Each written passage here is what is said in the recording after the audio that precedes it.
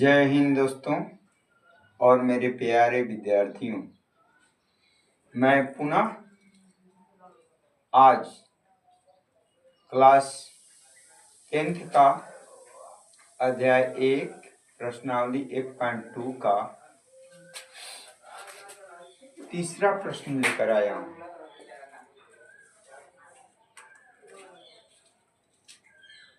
प्रश्न कह रहा है अभाज्य विधि द्वारा निम्नलिखित युग्मों के एचसीएफ एवं एलसीएम ज्ञात करें। जैसे 12, 13 और 21 का, 17, 23 और 19 का, 8, 9 और 25 का। तो अभाज्य विधि से चलिए हम पहला मैथ आपको दिखाते हैं। सल्व में सबसे पहले हम 12 का गुणनखंडन करेंगे। 2 6 हो जाएगा, फिर 2 से 3 हो जाएगा और 3 एक स्वयं अभाज्य संख्या है, इसलिए 9 अगर हम कटाते नहीं भी हैं तो कोई दिक्कत नहीं है, कटा भी देते हैं तो 1 आ जाता है, लास्ट हो जाता है। ठीक इसी प्रकार 13 एक अभाज्य संख्या है तो 13 से कटा कर 1 ला सकते हैं और 21 3 से कटेगा 7 होगा। फिर 7 एक अभाज्य संख्या है, 7 से कट गया। इस तरह से 12 का अभाज्य खंड 2 का पावर 2 और 3 का पावर 1 होगा। 1 ले भी सकते हैं और नहीं भी ले सकते। 13 का हम 13 का पावर 1 देंगे 1। चलिए 1 डाल के ही हम दिखाते हैं आपको। इसके बाद 21 का 3 का पावर 1 गुने 7 का पावर 1 गुने 1। अब यदि हमको HCF बताना है तो HCF में हम 12, 13, 21 लिख लेंगे और बराबर में इन तीनों में उस संख्या को ढूंढेंगे जो तीनों के गुणनखंड में शामिल हो, अर्थात उभयनिष्ठ हो, कॉमन हो। तो यहाँ हमको कोई ऐसी संख्या नहीं दिख रही है। जैसे 3 दिख रहा है तो 12 के गुणनखंड में है मगर 13 में नहीं है और 21 में नहीं है। तो इस तरह से न 2 सब में शामिल है, न 3 सब में शामिल है और न 7 सब में शामिल है। इसलिए हम लोग का जो एचसीएफ होगा केवल 1 होगा, यही हम लोग का एचसीएफ होगा। एलसीएम की बात करें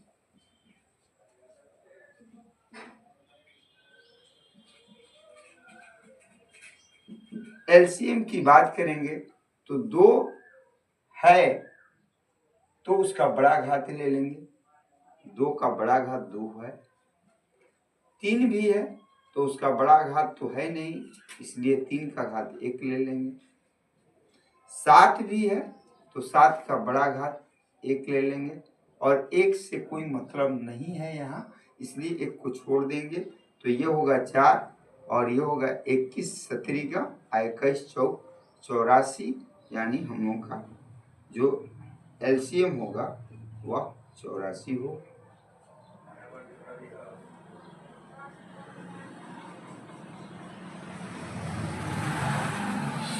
ये हम लोग का एचसीएफ 1 हुआ और एलसीएम 84।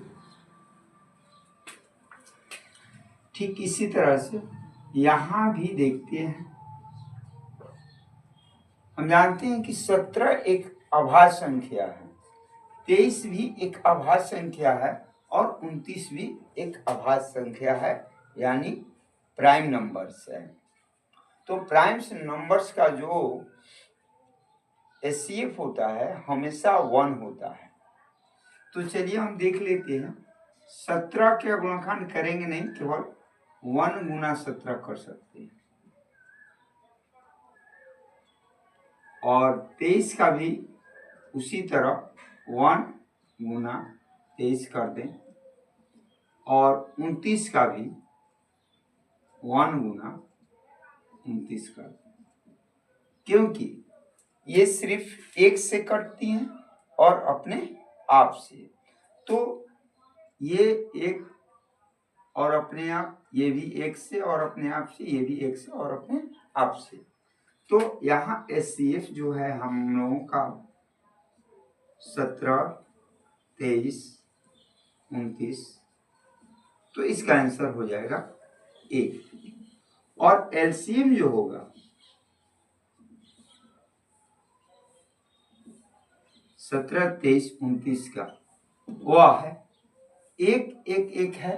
तो 1 का गुणा किसी संख्या में करने पर कोई फायदा नहीं होता है, 1 का कोई गुणा में वैल्यू नहीं होता है। इसलिए 17 का हम गुणा करेंगे एक बार 23 का और एक बार 29 का, और जितना आएगा वही हम लोगों का आंसर होगा। तो चलिए गुणा कर लेते हैं।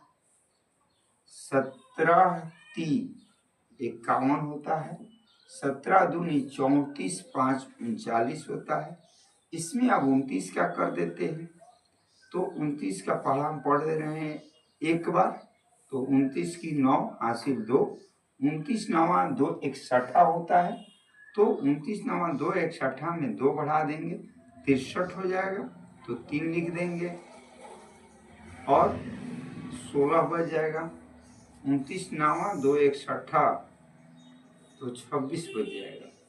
और 29 30 87, 87 में हम 26 जोड़ेंगे, 87 10 97 10 160 और 6 113, यानी इतना आ जाएगा। तो इसका LCM इतना हो जाएगा। फिर एक बार मिला लेते हैं। 17 3 51, 17 दूनी 34 5 39, ये हो गया। और 29 का गुणा करेंगे तो 29 का एक बार पहला पढ़ेंगे 29 हो जाएगा। 29 9 2 61, यानी 261 होता है। और उसमें हम 2 हासिल मिला देंगे तो 263 होता है। 263 में ये हमारा हासिल होता है, जिसको इंग्लिश में कैरी बोलते हैं। और 26 3 78, 29 3 29 दूनी 58, 29 3 87, और 87 जोड़ देंगे तो हमको लग रहा है कि इतना आता है, इसलिए करेक्ट है, कोई दिक्कत नहीं है।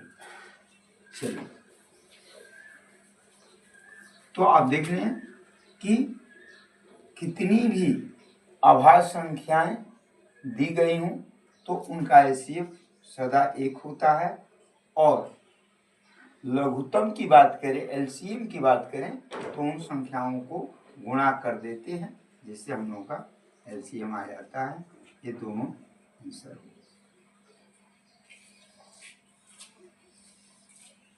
इसमें 8 का गुणनखंड करना पड़ेगा, क्योंकि 8 अभाज्य संख्या नहीं है, इसको घटा दिया जाए। इस तरह से 8 के अभाज्य गुणनखंड में 2 का पावर 3 हो जाएगा, और अंत में हम 1 भी डाल सकते हैं। 9 भी 3 से कटेगा, अंत में 3 कटाकर 1 ला सकते हैं। तो 9 का हो जाएगा 3 का पावर 2 गुना 1 का पावर 1। इसी तरह से 25 को कटाया जा सकता है।